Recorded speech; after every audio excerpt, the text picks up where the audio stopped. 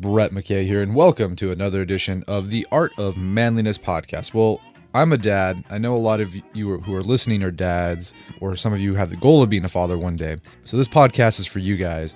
One of my favorite things to do as a dad is roughhousing with my son, Gus. He's 3 years old. We've been roughhousing since he was about a year. It's just so much fun, just wrestling with him on the ground, throwing him up in the air, doing body slams on the bed, doing baby suplexes. I mean, Gus just gets a kick out of it. It's always fun when I'm like engrossed in work and Gus comes and pulls on my arm and said he wants to wrestle with dad. That's how he says it. Anyways, I have a lot of fun. It's just a lot of great memories, but there's actually some benefits that come along with roughhousing besides just getting some exercise and having fun with dad. Our guest today actually wrote a book on the topic of roughhousing and the benefits of roughhousing. His name is Dr. Anthony DeBenedet. He's a board-certified physician, and the book that he co-authored is The Art of Roughhousing. And today we're going to talk about the research that has come out about the benefits of roughhousing and basically how it makes your kid awesome. It helps your kid become smarter, more ethical, more moral, you name it, and it strengthens the father-child bond. So if you're a dad, you're gonna really enjoy this podcast, so stay tuned. Anthony DeBenedet, welcome to the show. Oh, it's great to be here, Brett. Thanks for having me. I'm such a fan of the Art of Manliness. Well, thank you so much. I appreciate that. All right, so your book is The Art of Roughhousing. What inspired you to write a book about roughhousing? Because it seems one of those things that everyone just, I don't know, it's kind of it's a childhood rite of passage. Everyone does it. Why did you feel compelled to write a book about it? Right. What got me interested in roughhousing was really two things. One was basically, it was a way that I found to connect with my daughter when she was 2 or 3. I was kind of on this road to disconnection and kind of dad failure trajectory, and play and rough and tumble play in particular really kicked us back into a better place. And then also just really the science behind it. I'm a working parent, so I kind of wanted to find out what would be the best bang for my buck in terms of the small amount of time that I would have with my kids after work. And I found that rough and tumble play really had a lot of great developmental benefits for kids, and there was a lot of cool science behind it. That's what got me interested in doing the book. Great. So yeah, I want to talk about the science and research, because I think a lot of people are going to be surprised by it.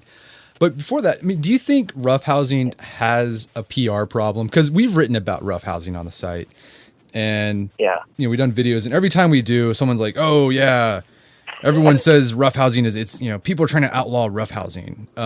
Why do you think there's that perception that roughhousing is being banned or looked down upon? I think it boils down to really one big thing, and that's kind of our obsession with safety in our culture. And I don't want to be on too much of a soapbox, but I think that there's been a lot of great things regarding child safety in terms of car seats. I mean, those are great, and bike helmets are great. But it seems like we've almost gone too far, and we've kind of become more afraid of a bruised knee or a hurt feeling than kind of life's real dangers. And so I think that when people start thinking about roughhousing, they think about, oh, that's going to be dangerous. And actually that's not really what the research shows from a pure physical injury standpoint. We don't see a lot of injuries from healthy roughhousing. And it actually is very safe if you have kind of some basic knowledge and basic principles that are guiding you during the playtime. Interesting. Yeah, it was funny. We did a post about roughhousing, and my son was like 18 months old at the time, and I just posted a little iPhone video of me roughhousing. Nothing like, and I wasn't I was being very gentle. I mean, yeah, he was having fun. He was laughing.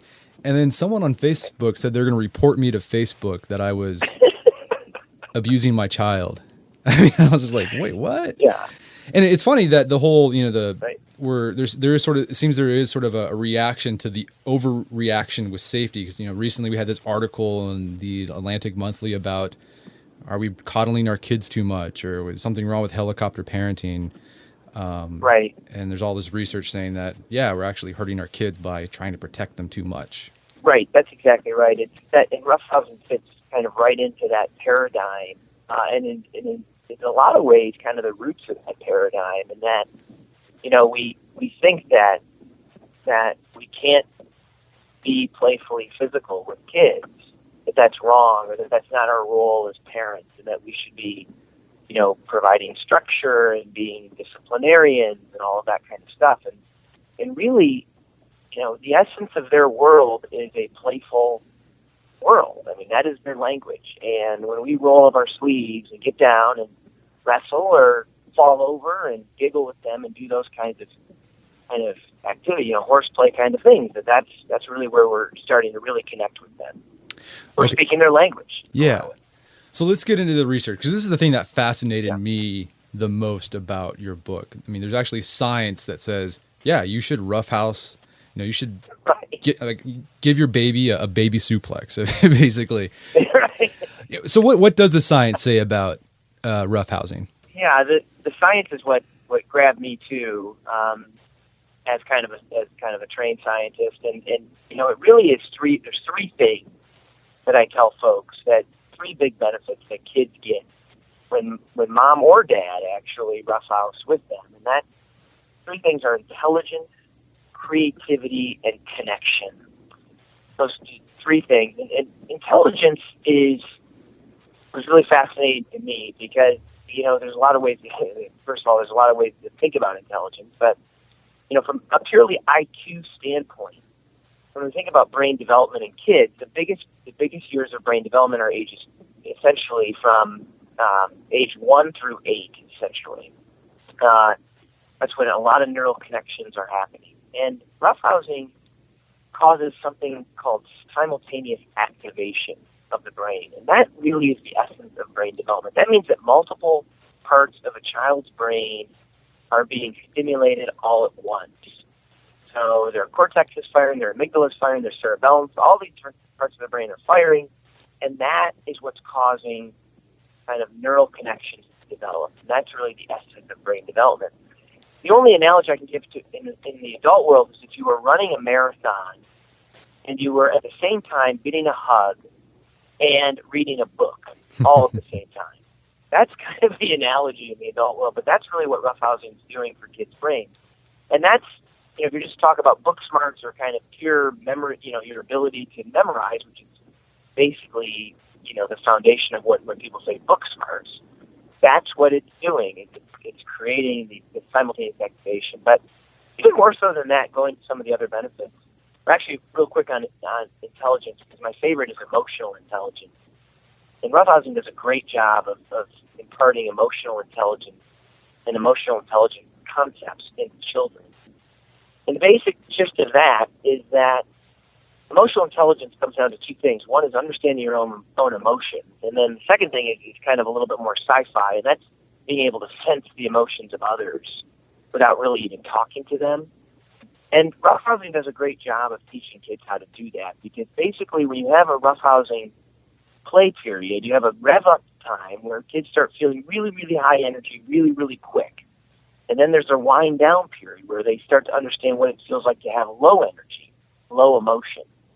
And that basically, that arc of winding up and winding down is basically the essence of understanding your own emotions. And kind of getting that kind of barometer or dimmer switch instilled into kids at an early age is really the essence of emotional intelligence. The second piece, understanding other people, or being able to sense other people's emotions, is basically, roughhousing is great for that because it's a lot of nonverbal body language kind of stuff. It's eye contact, it's body language. And so as you begin to sense the emotions of dad or mom, then you kind of transcend that ability out into the real world and being able to sense other people's emotions. The other two big benefits, creativity. Creativity is pretty easy.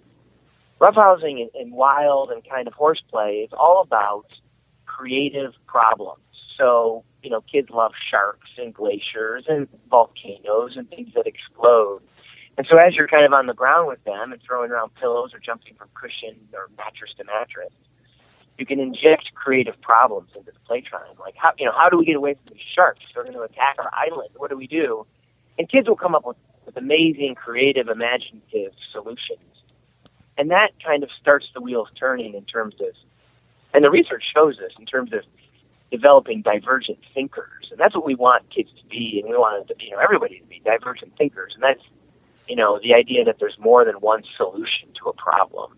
That's really the essence of creativity. It's not so much like, can you play music, a musical instrument, or can you create a painting? It's really, can you solve problems in different ways? And then the final one is connection, which gets me really excited. And that's, I think that, when you ask parents, what do you really want for your kids? Well, everybody says, we want them to be happy. And then the second thing I think is that we want some connection with them so that when they get older, they might ask us for some advice in some context, or they might want us to be a part of their lives in some way.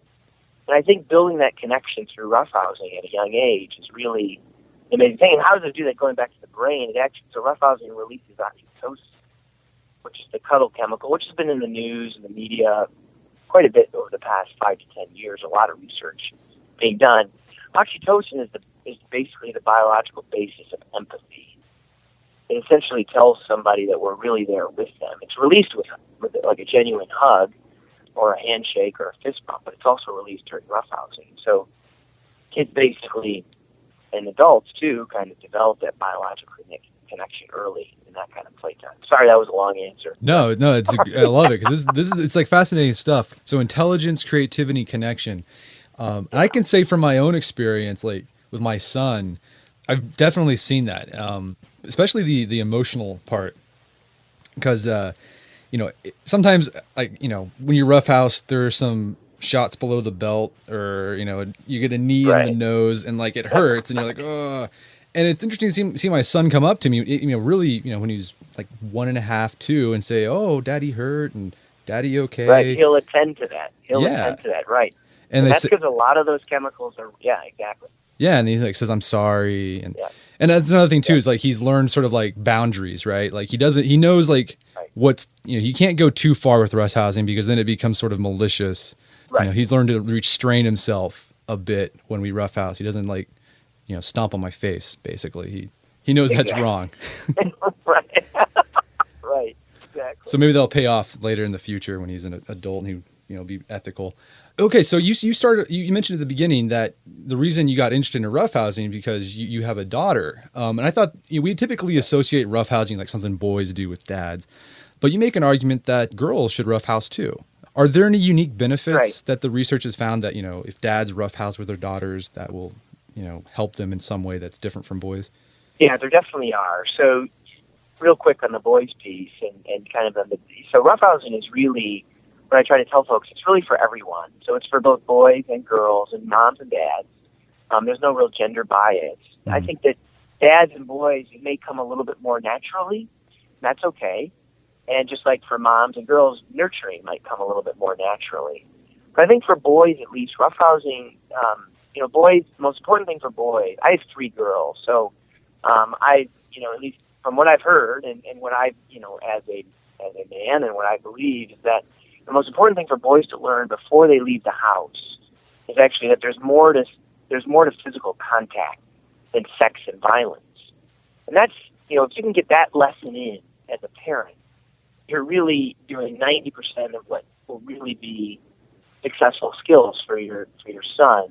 And roughhousing does a great job of that, obviously, because you're showing that there's playfulness to physical contact. For girls, the most important thing I think that they can learn before they leave the house is to find their voice, and that's one of the most powerful things in the world is a woman's voice, and roughhousing does a great job of that. In a lot of ways, of what you were talking about with your son is that when something doesn't feel right or doesn't go right or something is hurt or somebody gets hurt, that there's a speaking up, there's a hold the action kind of time period where girls start to really find that voice and say what they didn't like about the playtime or what they did like about it. And even taking that a step further when they get a little bit older. So, after age 8 and kind of preteen years, there's not so much of the improvisational roughhousing or wrestling that goes on when they're younger, but it can become much more about physical challenges. So, for instance, doing a run together or balancing on, seeing how far you can balance, how long you can balance, how high you can jump off the surface. And that also is all about using your voice and talking about what your abilities are. So I think that's a unique benefit that girls get pretty quickly. Boys are usually pretty good about kind of yelling and talking about what they want to say and doing so that voice kind of comes quickly, but they need to learn that physical contact piece. And girls, a little slower to warm up, but roughhousing helps a lot in that way. Yeah, I think I read this in your book, if I remember correctly, that they've done studies where they found that girls that roughhouse with their fathers tend to not be the queen bee, that whenever they get to become preteens. Was that you, or is it might have been somewhere? Yeah, which I think is great. I mean, no one wants their daughter to be the mean girl, right? Right. No, exactly. And that goes back to that. I didn't actually talk about this, but real quickly, the social intelligence aspect is another kind of intelligence that roughhousing brings, and that's the idea of knowing when to be a leader and when to be a follower. I think that's in our country we talk a lot about leadership, and of equal value is followership. We all have skills that can be imparted on others and imparted on our world as a whole, and that kind of is that's that leadership piece of knowing when to do that. But we also need to be able to know when to be followers for the benefit of the team and the benefit of the collective. Yeah, and related to that too. I mean, it does teach that social intelligence, and I think also for me and my son, I'm definitely bigger and stronger than my son. Yeah. But sometimes I let him just take control and just pound me, right, and just do whatever. That's key. Yeah. That's key. No, it's totally. That's the social intelligence piece. Yeah, and hopefully I'm imparting that, even though you're strong and bigger than the other guy, sometimes you got to take turns in roles, right? And that's right. Yeah. Fascinating. Exactly. So, I mean, so roughhousing, it makes your kid awesome, basically. Right. I mean, I tell folks when I talk to parenting groups and stuff that, anybody who comes on and says that there is a magic bullet to parenting should probably turn the station or walk out. And I think what I'm trying to say to folks is that this was a tool, at least for me, that's helped a lot, among other tools, of course, as a parent. And that, you know your kid best. And that it's not, if you hear this podcast, you're like, okay, I'm going to go home and just start throwing my kid around. That might not be exactly what to do. It might be just getting down on the floor with them or, just pushing on hands on each other a little bit and not necessarily revving it up immediately. But it's been a good resource for me in kind of my toolbox of being a dad to draw upon it, and one that's definitely there's some science behind it for sure. Okay, so we've talked about the benefits for children. Is there any research about the benefits for parents? Yeah, it's interesting. The parent research is there's a lot of stuff on not necessarily roughhousing proper, but of course physical activity, and it's actually physical activity that involves other people.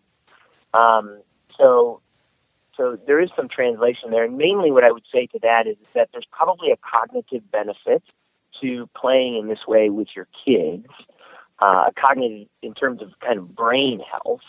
So not only does it help stimulate, simultaneous activation helps kids' brains, it probably helps adults' brains as well. The research isn't as strong. And then also I think just the connection piece. And I think that's the other big benefit. Oxytocin not only helps with connection, it actually helps counteract the stress response.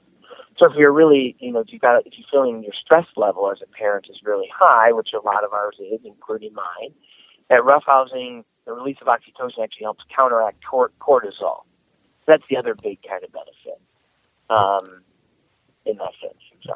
Very good. So if you had a bad day at work, play with your kids. That's right. Yeah. I love how roughhousing is the answer to everything. I'm joking. It seems like that though. It's great. So how soon can you start roughhousing with is there guidelines that just sort of when you think your kid is ready for it, or is there a time when right. Definitely don't want to start roughhousing as soon as they're out of the womb. That wouldn't be good. Question. But is there any guidelines on when you can start kind of doing a little bit of rough and tumble play? Yeah, it's a great question. What I think the best guideline is that usually there's some gentle things that you can do even at 6 months of age. And that just involves gentle nudging, rolling them around the carpet, basically lifting them up in the air. But the key on that is really, it comes down again back to the knowledge is what equals safety, not prohibition. Is related to their neck development, their muscles in their neck. That may seem pretty obvious, but it's basically, once kids can hold their necks upright on their own, that's usually a good sign that you can kind of start being a little more physical with them. When their necks are not, when they're not able to support their necks on their own, that's when you just want to keep the gentle nudging and rolling around on the floor. In general, the peak age for roughhousing is ages 2 to 8. After 8, it becomes more of that physical challenge kind of stuff and less wrestling, pillow fights, and that kind of improvisational stuff. It's much more structured. I used to jump off the roof with my dad when I was a teenager, and learning how to land safely and doing that kind of stuff. So. That's awesome. If you did that today, like the neighbors would be calling DHS. There's a dad jumping off the roof with his 3-year-old. That's right. Well, I'm sure there's some dads out there who are listening, and maybe roughhousing doesn't come naturally to them. Like they didn't do it when they were a kid or whatever. Like they're not sure like how to go about doing it. Any guidelines on getting started with roughhousing? Yeah, I would say 2 things. One is fall over. Just start falling over randomly. Kids will love that. They'll jump on you. You don't have to do anything other than just, feign a trip or a fall, and then just fall on the ground in agony. And the kids will laugh, and then they'll jump on you, and you can kind of roll around and start there. The other thing, though, I would say is that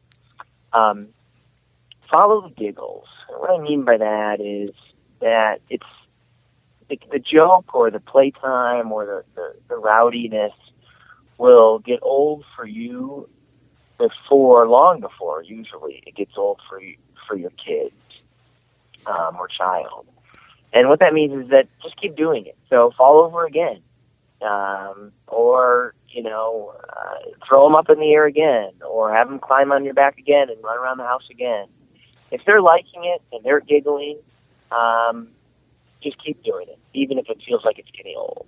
And you also have in your book like examples, like kind of suggestions for like roughhousing moves, right? Yeah. Yeah. So check that out. Yeah, some great stuff. Yeah. Oh, thanks. Yeah. The book has a lot of activities. I think there's over 100 activities and a lot of different tips to think about and to have fun with. Yeah. My son's favorite is baby suplex. Nice. I just basically just take him, kind of not throw him over my shoulder. I don't know. It's basically like a WrestleMania suplex. Wrestle. He just like wants to wrestle. And then the other ones where he calls it scoop a bed. And we just it's like when we throw him on our bed. And that's that. I mean, it's really simple stuff. We call it, it's really, we call it the same move. We call it big drop in my house. Big drop. Basically, you lift kids up. And so, they're kind of when they're lying on their backs, you lift them up and then just drop them right in the bed. I love it. All right. Well, Anthony, where can people find out more about your work on roughhousing? Yeah. So there's a website, theartofroughhousing.com, although I would say that the Facebook page which is also the Art of Roughhousing, is updated a little bit more regularly than the website. And then my Twitter handle is Rowdy Dad, and anybody can contact me directly through Twitter. Fantastic. Well, Anthony DeBenedet, thank you so much for your time. It's been a pleasure. Oh, Brett, thanks for having me, and I love your work, and keep it up. Awesome. Thank you very much. Our guest today was Dr. Anthony DeBenedet. His book is The Art of Roughhousing, and you can find that on Amazon.com. You can find out more information about his book at theartofroughhousing.com. Well, that wraps up another edition of the Art of Manliness podcast. For more manly tips and advice, make sure to check out the Art of Manliness website at artofmanliness.com. And if you enjoy the podcast, we'd really appreciate it if you would go onto iTunes or to Stitcher or whatever you use to listen to the podcast and give us a review. That will help us and help spread the word about the podcast. So until next time, this is Brett McKay telling you to stay manly.